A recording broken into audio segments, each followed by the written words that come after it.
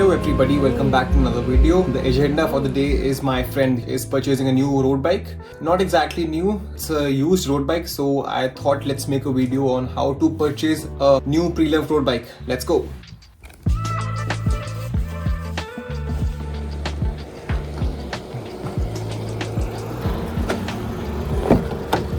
Hi man, why are you so late man? I'm not late, brother. It told me matter ho gaya. So bro, what bike are we buying and why? So today we are buying a Track 1 Series 1.1 which comes with a Clarus group set. I think it is one of the best bikes you can buy if you are on a budget, which I am to be honest. As of now, I am buying that bike because I want a project bike. I want to repaint a frame and I want to add a custom group set to it. Now you guys must be wondering why these guys are going for a used bicycle. Well, here's the story. Not everybody has a budget for a brand new bicycle, and especially in today's time where an average beginner road bike costs upward of 60-70,000, and additionally you can also find very decent bikes for a lot less of the money. Some less ridden bicycles which have been purchased maybe during the COVID times and basically they lost interest over time and now they're selling them off eventually. So you can find a lot of hidden gems for half the price and maybe some in almost brand new condition. Small update guys, we have the bike secured with us. We'll show it to you completely once we reach a good location. What do you think bro, how excited are you? I can't express much, but I'm very excited actually. The bike looks amazing. The frame quality is just phenomenal for the price which I think it is one of the good aluminium bikes out there. Because aluminium bikes not all are the same, and this is one such frame which is above the average frames. So yeah, let's see how the bike looks once the wheel is on. So guys, we've got the bike and this is the bike. It's a Trek 1.1. It has a Shimano Clarus group set.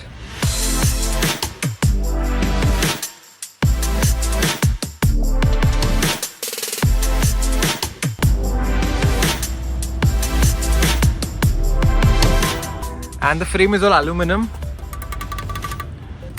It's the super light alpha aluminum which Trek uses for its premium alloy bikes. And bro, what do you think?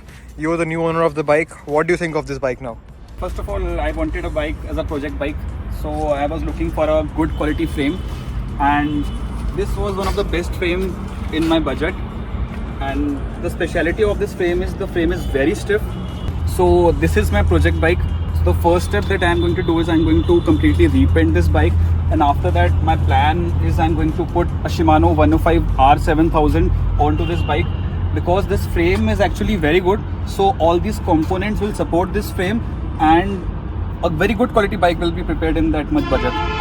It's honestly a steal deal. For this price you don't get bikes like such in today's time. And honestly, the weight, it is surprisingly light for what the specs are. And if we upgrade it in future with higher end components, it will definitely go under 8 kgs easy. I believe the weight should be around 9 kgs in the current form. Or maybe less. Or maybe less, because we've got heavy pedals. I think it is around 8.8 or 8.7 as per my guess. We've got very heavy pedals here, a heavy wheel set, heavy tires. So basically this bike is in its heaviest spec. So it can be stripped down a lot. And that is going to come soon. Yes, for sure. We'll make a complete build series video on this bike. And now I'll tell you guys what to look in a used bike and how to secure the best deal in a bike if you're purchasing it second hand. So when purchasing a used road bike, the first priority should be it should be clean. In aluminum bikes, you have to make sure there are no dings or dents in the aluminum frame. In this case, the frame is absolutely smooth. I can't find any dings or even a slight dent in the frame. So that's a green flag. Apart from that, the headset, you should notice if there is any play in the headset, which press the front brake and just move it around. There is no play, so the bearing is completely fine. The bottom bracket, there is no play in the bottom bracket as well. The gear, the group set also looks fine. We've got brand new shifting cables over here, so that should not be an issue at all. And the rims, you should check if they're true or not. The brake is touching, we'll adjust that later on. And the last and the most important thing to check in a used bike, if it's been crashed before. So how to find if a bike is crashed? So first of all, the bar tape, although it can be easily replaced, but in this case it is a new bar tape. Also the hoods. if a bike has been crashed. So there is a very high probability that you will be having a lot of cuff marks over here and on the edges, which is missing in this bike, which is fine. On the forks, on the QRs, on the crank, and on the rear derailleur. Check these checkpoints on both sides of the bike. If there are scratches or any heavy slides, just avoid that bike. You don't want to get a used, crashed bike. In cases of carbon bikes, in my honest opinion, if you don't know the person, just avoid a used carbon bike because you never know if the frame is cracked because you can't find that out easily. And also do a test ride just to make sure there are no weird creaks or sounds in the bike. And also importantly, if the bike fits you well.